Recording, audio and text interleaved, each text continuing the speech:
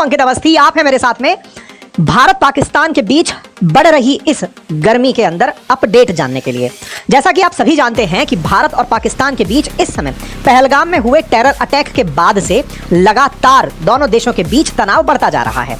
जैसा मैंने आपको पहले भी अपने अपडेट्स में दिया है कि भारत के द्वारा cabinet committee on security CCS की बैठक बुला करके 5 बड़े फैसले लिए गए थे, जिनमें से इंडस वाटर ट्रीटी यानी सिंधु जल समझौते से बाहर आना प्रमुख था।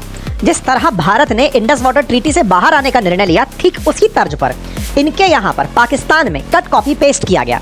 अब NSC यहां पर जैसे भारत में कैबिनेट कमेटी ऑन सिक्योरिटी होता है, ऐसे ही इनके यहां पर नेशनल सिक्योरिटी काउंसिल है। उस नेशनल सिक्योरिटी काउंसिल की बैठक बुलाई गई।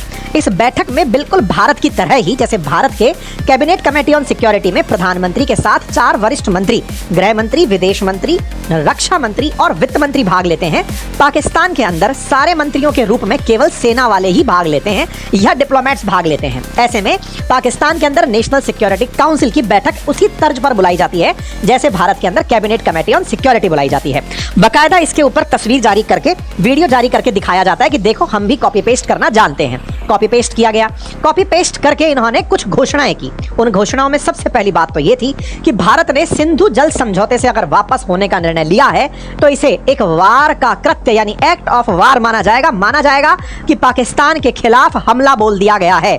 इसको और आसान करता हूं, अगर एक्ट ऑफ वॉर को अगर आपने डिसाइड कर ही लिया है तो इसका अर्थ है कि आइए रिटेलिएट करिए। आपने अगर हमला समझ ही लिया है तो आइए आप हम पर बदले की कार्रवाई करने आइए। इन्होंने इस लाइन को तो कह दिया कि ये सिंधु जल समझौता तोड़ कर भारत ने युद्ध को घोषित कर दिया है। ऐसे में क्या पाकिस्तान इस युद्ध को सोच चुका है?